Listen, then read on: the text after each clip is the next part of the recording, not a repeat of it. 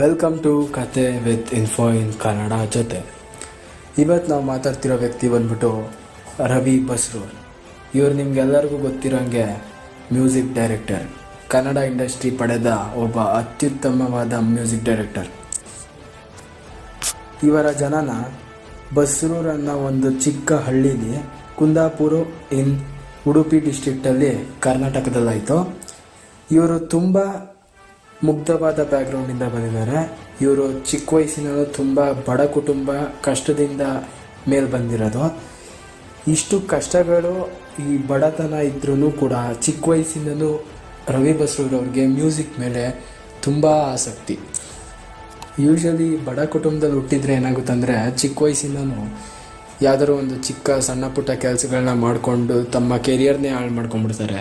ಅಂಥದ್ರಲ್ಲಿ ರವಿ ಬಸ್ರೂರ್ ಅವರು ಚಿಕ್ಕ ವಯಸ್ಸಿನಲ್ಲೂ ತಮ್ಮ ಮ್ಯೂಸಿಕ್ ಮೇಲಿರೋ ಇಂಟ್ರೆಸ್ಟ್ನ ಬೆಳೆಸ್ಕೊಂಡೇ ಬರ್ತಾರೆ, ಕಲ್ತ್ಕೊಂಡೇ ಬರ್ತಾರೆ. ಹಳ್ಳಿಯಿಂದ ಬಂದಿರೋದ್ರಿಂದ ಅಷ್ಟೊಂದು ಹಳ್ಳಿಗಳಲ್ಲಿ ಮ್ಯೂಸಿಕ್ ಕಲಿಸೋರಾಗಲಿ, ಮ್ಯೂಸಿಕ್ ಕ್ಲಾಸಸ್ಸು, ಮ್ಯೂಸಿಕ್ ಇನ್ಸ್ಟ್ರೂಮೆಂಟ್ಸ್ ನುಡಿಸೋದು, ಈ ಥರ ಟೀಚಿಂಗ್ ಎಲ್ಲೂ ಅವೈಲೇಬಲ್ ಇರ್ತಿರೋದಿಲ್ಲ. ಆದರೂ ಕೂಡ ಬಸ್ರೂರ್ ಅವರು ತಮ್ಮ ಸ್ವಂತವಾಗಿ ಮ್ಯೂಸಿಕ್ನ ಕಲಿಯೋಕ್ಕೆ ಸ್ಟಾರ್ಟ್ ಮಾಡ್ತಾರೆ. ಅವರೇ ಸ್ವಂತವಾಗಿ ಇಂಡಿಪೆಂಡೆಂಟಾಗಿ ಕಲಿಯೋಕ್ಕೆ ಶುರು ಮಾಡ್ತಾರೆ. ಆದರೆ ಈ ಥರ ಮ್ಯೂಸಿಕ್ ಕಲ್ತ್ಕೊಂಡು ಏನಾದ್ರು ಒಂದು ಸಾಧಿಸ್ಬೇಕು ಅಂದರೆ ಅಷ್ಟು ಈಸಿ ಇರಲ್ಲ. ಅದಕ್ಕೋಸ್ಕರ ಬಸ್ರೂರ್ ಅವರು ಬೆಂಗಳೂರಿಗೆ ಕಾಲಿಡ್ತಾರೆ. ಬೆಂಗಳೂರಿಗೆ ಬಂದು ಇಲ್ಲಿ ಶಾರ್ಟ್ ಮೂವೀಸ್, ಡಾಕ್ಯುಮೆಂಟ್ರೀಸ್ ಮತ್ತು ಸ್ವಂತವಾಗಿ ಪ್ರಾಜೆಕ್ಟ್ಸ್ ಮೇಲೆ ಇನ್ವೆಸ್ಟ್ ಮಾಡಿ ಸೌಂಡ್ ಡಿಸೈನ್ ಇಂಜಿನಿಯರಿಂಗಾಗಿ ಕೆಲಸ ಮಾಡ್ತಾರೆ. ಆದರೆ ಅವ್ರಿಗೆ ಅಷ್ಟು ರೆಕಗ್ನಿಷನ್ ಆಗಲಿ, ಅಷ್ಟು ಒಂದು ಬೆಳವಣಿಗೆ ಸಿಗೋದಿಲ್ಲ. ಒಂದಿನ ಬೇಸತ್ತೋಗಿ ಇನ್ನೇನು ಬೇಡ, ಮನೆಯವರು ಸರಿಗೆ ಬೈತಿದ್ದಾರೆ, ನನ್ನ ಕೈಲಿ ಇನ್ನೇನು ಸಾಧಿಸೋಕ್ಕಾಗಲ್ಲ ಅಂತ ಅಂದ್ಬಿಟ್ಟು ವಿಷ ಕುಡಿಯೋಕ್ಕೆ ಅಂತ ಹೋಗ್ತಿರ್ತಾರೆ. ಆವಾಗ ಕಾಮತ್ ಅನ್ನೋ ಒಬ್ಬ ವ್ಯಕ್ತಿ ಇವ್ರನ್ನ ಒಂದು ವ್ಯಕ್ತಿ ಹತ್ರ ಕರ್ಕೊಂಡು ಹೋಗ್ತಾರೆ. ಆ ವ್ಯಕ್ತಿ ಇವ್ರಿಗೆ ನೋಡ್ಬಿಟ್ಟು, ಇವ್ರಿಗೆ ಮುಖಾನ ನೋಡಿ, ಜಸ್ಟ್ ಇವ್ರ ಮುಖಾನ ನೋಡಿ, ಇವರು ನನ್ನ ಹತ್ರ ಕೆಲಸ ಮಾಡಲ್ಲ, ಇವರು ಮುಂದೆ ಕೆಲಸ ಮಾಡಿದಾಗ ಇವ್ರ ಹತ್ರ ಕೆಲಸ ಕೇಳೋಕ್ಕೆ ತುಂಬ ಜನ ಬರ್ತಾರೆ ಅಂತ ಇವ್ರ ಮುಖ ನೋಡಿ ಅವ್ರ ಭವಿಷ್ಯ ನುಡಿತಾರೆ. ಇದನ್ನು ಕೇಳಿಸ್ಕೊಂಡು ಬಸ್ರೂರ್ ಅವ್ರದ್ದು ರಿಯಾಕ್ಷನ್ ಏನಿರುತ್ತೆ, ಇವನೇನು ಭವಿಷ್ಯ ನುಡಿತಾವನೆ, ಈ ಥರ ಎಲ್ಲ ಚಾನ್ಸೇ ಇಲ್ಲ ಆಗೋಕ್ಕೆ ಅನ್ನೋ ಒಂದು ಮೆಂಟಾಲಿಟಿ ಇಟ್ಕೊಂಡು ಅವ್ರಿಗೆ ಅವತ್ತಿನ ದಿನ ಹೊಟ್ಟೆ ಹಸುವಿಂದ 5 ರೂಪಾಯಿ ಕೊಡಿ ಸರ್ ಅಂತ ಕೇಳ್ತಾರೆ. 5 ರೂಪಾಯಿ ಕೊಡಿ, ಊಟ ಮಾಡಬೇಕು, ನಾನು ಚಿತ್ರಾನ್ನ ತಿನ್ಕೊತೀನಿ ಅಂತ ಕೇಳ್ತಾರೆ. ಆವಾಗ ಆ ವ್ಯಕ್ತಿ ಬಂದ್ಬಿಟ್ಟು ಇವ್ರ ಕೈಗೆ ಒಂದು 30,000 ಅಮೌಂಟ್ ಇಟ್ಟು ನೀನೇನಾಗಬೇಕು ಅಂತ ಕೇಳ್ತಾರೆ. ಮ್ಯೂಸಿಕ್ ಡೈರೆಕ್ಟರ್ ಆಗಬೇಕು ಅಂತ ರವಿ ಬಸ್ರೂರ್ ಅವ್ರು ಹೇಳಿದಾಗ, ಈ 30,000 ಇಟ್ಕೊಂಡು ನೀನು ಕೀಬೋರ್ಡಲ್ಲಿ ಏನಾದ್ರು ತಗೊಂಡು ನಿನ್ನ ಮ್ಯೂಸಿಕ್ ಇಂಟ್ರೆಸ್ಟ್ನ ಪರ್ಸೀವ್ ಮಾಡು ಅಂತ ಆ ವ್ಯಕ್ತಿ ಇವ್ರಿಗೆ ಹೇಳ್ತಾರೆ. ಆ ಒಂದು ದುಡ್ಡಿನಲ್ಲಿ ಅವರು ಒಂದು ಕೀಬೋರ್ಡ್ನ ಪರ್ಚೇಸ್ ಮಾಡ್ತಾರೆ. ಆ ಕೀಬೋರ್ಡ್ನ ಪರ್ಚೇಸ್ ಮಾಡಿ ಹಲವಾರು ಕನ್ನಡ ಮ್ಯೂಸಿಕ್ ಡೈರೆಕ್ಟರ್ಸ್ ಜೊತೆ ಕೆಲಸ ಮಾಡ್ತಾರೆ. ಇವ್ರ ಕೆಲಸ ಮಾಡ್ತಾ ಮಾಡ್ತಾ ಮಾಡ್ತಾ 2014ರಲ್ಲಿ ಇವ್ರಿಗೆ ಬ್ರೇಕ್ ಥ್ರೂ ಕೊಟ್ಟದ ಮೂವಿ ಉಗ್ರಂ, ಪ್ರಶಾಂತ್ ನೀಲ್ ಅವರು ಡೈರೆಕ್ಟ್ ಮಾಡಿರೋದು. ಇದರಲ್ಲಿ ಅತ್ಯುತ್ತಮವಾಗಿ ಮ್ಯೂಸಿಕ್ ಡೈರೆಕ್ಷನ್ ಮಾಡಿ ನಮಗೀಗೂ ನೆನಪು ಇದೆ ಪ್ರತಿಯೊಂದು ಸಾಂಗ್ಗಳು.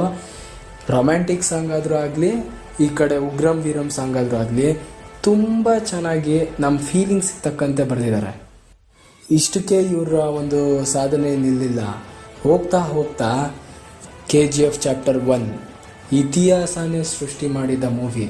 ಇಡೀ ಇಂಡಿಯಾಗೆ ಇವರ ಹೆಸರು ಪರಿಚಯ ಆಗುತ್ತೆ. KGF ಚಾಪ್ಟರ್ 1 ಆಗ್ತಿದ್ದಂಗೆ ಕಂಟಿನ್ಯೂಸ್ ಆಗಿ KGF ಚಾಪ್ಟರ್ 2. ಅಷ್ಟೇ ಅಲ್ಲದೆ ಇತ್ತೀಚಿನ ಸಲಾರ್ ಚಿತ್ರದಲ್ಲಿ ಕೂಡ ಇವ್ರದೇ ಮ್ಯೂಸಿಕ್ ಡೈರೆಕ್ಷನ್ ಬಂದಿರೋದು. ಇಷ್ಟಕ್ಕೆಲ್ಲ ನಾನು ಆವಾಗಲೇ ನಿಮಗೆ ಒಂದು ವ್ಯಕ್ತಿ 30,000 ರೂಪಾಯಿ ಕೊಟ್ಟರು, ಹೆಲ್ಪ್ ಮಾಡಿದ್ರು ಅಂತ ಹೇಳ್ತಿದ್ನಲ್ಲ, ಅವ್ರ ಹೆಸರು ಬಂದ್ಬಿಟ್ಟು ರವಿ ಬಸ್ರೂರ್. ಅವ್ರ ಹೆಸರು ರವಿ ಬಸ್ರೂರ್ ಅಲ್ಲ, ಅವ್ರ ಹೆಸರು ಕಿರಣ್ ಅಂತ. ಅವ್ರಿಗೆ ಕಷ್ಟದ ಕಾಲದಲ್ಲಿ ಸಹಾಯ ಮಾಡಿರೋ ರವಿ ಅವ್ರನ್ನ ಹೆಸರಿಟ್ಕೊಂಡು ಇವತ್ತಿಗೂ ರವಿ ಬಸ್ರೂರ್ ಅಂತ ಫೇಮಸ್ ಆಗಿದ್ದಾರೆ. ಮ್ಯೂಸಿಕ್ ಅಷ್ಟೇ ಅಲ್ಲದೆ ಇವರು ತಮ್ಮ ಊರಲ್ಲಿದ್ದಾಗ ಬ್ಲ್ಯಾಕ್ ಸ್ಮಿತ್ ಅಂದರೆ ಕಬ್ಬಣ ಕಾಯಿಸೋದು, ಕಬ್ಬಣದಿಂದ ಟೂಲ್ಸ್ ಮಾಡೋದು, ಈ ಕೆಲಸ ಕೂಡ ಚೆನ್ನಾಗಿ ಮಾಡ್ತಾರೆ. ಇಷ್ಟೆಲ್ಲ ಸಾಧನೆ ಮಾಡಿರೋ ರವಿ ಬಸ್ರೂರ್ ಅವ್ರಿಗೆ ಇವತ್ತಿಗೂ ಸಹ ಅವರ ಒಂದು ಊರನ್ನ ಡೆವಲಪ್ ಮಾಡೋಕ್ಕೆ, ಅದನ್ನು ಇನ್ನೊಂದು ಲೆವೆಲ್ಗೆ ತರೋಕ್ಕೆ, ಅಲ್ಲಿ ಒಂದು ಮ್ಯೂಸಿಕ್ ಕ್ಲಾಸ್ನ ಓಪನ್ ಮಾಡೋಕ್ಕೆ, ಈ ಥರ ತುಂಬ ಆಸೆ ಅಷ್ಟೇ ಅಲ್ಲ, ಅದಕ್ಕೆ ತಕ್ಕಂಥ ಕೆಲಸಗಳು ಕೂಡ ಮಾಡಿದ್ದಾರೆ. ಎಷ್ಟೊಂದು ಜನಕ್ಕೆ ಅವ್ರ ಪ್ಯಾಷನ್ನ ಫಾಲೋ ಮಾಡೋಕ್ಕಾಗಲ್ಲ. ಪ್ಯಾಷನ್ ಅಂದರೆ ಈ ಥರ ಸಿಂಗಿಂಗ್, ಮ್ಯೂಸಿಕ್, ಕ್ರಿಕೆಟ್, ಸ್ಪೋರ್ಟ್ಸ್ ಆ ಥರ ಏನಾದರೂ ಆಗಿರ್ಬೋದು. ಅವ್ರ ಪ್ಯಾಷನ್ನ ಹಲವಾರು ಕಾರಣಗಳಿಂದ ಅವ್ರಿಗೆ ಫಾಲೋ ಮಾಡೋಕ್ಕಾಗಲ್ಲ. ಟ್ರೈ ಮಾಡ್ತಾರೆ, ಬಟ್ ಏನಾದರೂ ಎಡ್ವರ್ಟ್ ಆಗುತ್ತೆ. ಬಟ್ ಏನಂದರೆ ರವಿ ಬಸ್ರೂರ್ ಅವ್ರ ಸ್ಟೋರಿ ಕೇಳ್ಬಿಟ್ಟು ನಾವೆಲ್ಲ ಖಂಡಿತ ಇನ್ಸ್ಪೈರ್ ಆಗಿ ನಮ್ಮ ಪ್ಯಾಷನ್ನ ಫಾಲೋ ಮಾಡಬೇಕು. ಇವ್ರ ಸ್ಟೋರಿಯಿಂದ ನಮ್ಗೇನು ಅರ್ಥ ಆಗುತ್ತೆ ಅಂದರೆ, ನಮ್ಮ ಪ್ಯಾಷನ್ನ ನಾವು ಫಾಲೋ ಮಾಡಿದ್ರೆ ದೇವರು ಒಂದಲ್ಲ ಒಂದು ದಾರಿ ತೋರಿಸಿ ನಮ್ಮನ್ನು ಬೆಳೆಯೋ ಥರ ಮಾಡೇ ಮಾಡುತ್ತೆ. ಅದಕ್ಕೆ ನಿಮ್ಗೇನಾದ್ರು ಪ್ಯಾಷನ್ ಇದ್ದರೆ ಅದನ್ನು ಫಾಲೋ ಮಾಡಿ. ಇದೇ ಅಕ್ಟೋಬರ್ 7ನೇ ತಾರೀಕು ದಸರಾ ಪ್ರಯುಕ್ತ ಮೈಸೂರಿಗೆ ರವಿ ಬಸ್ರೂರ್ ಅವ್ರು ಬರ್ತಿದ್ದಾರೆ. ನಿಮ್ಮ ಕೈಲಿ ಯಾರಾದರೂ ಅಟೆಂಡ್ ಮಾಡೋಂಗಿದ್ರೆ ಅವ್ರನ್ನ ನೋಡೋ ಒಂದು ಅವಕಾಶ ಸಿಗುತ್ತೆ. ದಯವಿಟ್ಟು ದಸರಾ ಹಬ್ಬ ನಮ್ಮ ಹಬ್ಬ, ಮೈಸೂರಲ್ಲಿ ಇರೋರು, ಬೇರೆಯವ್ರಿಗೆ ಇಂಟ್ರೆಸ್ಟ್ ಇರೋರು ಎಲ್ಲರೂ ಹೆಚ್ಚಿನ ಸಂಖ್ಯೆಯಲ್ಲಿ ಹೋಗಿ ಹಬ್ಬನ ಅಲ್ಲೇ ಲೈವ್ ಆಗಿ ಆಚರಣೆ ಮಾಡಿ ನೋಡಿ, ಒಳ್ಳೆ ಎಕ್ಸ್ಪೀರಿಯೆನ್ಸು.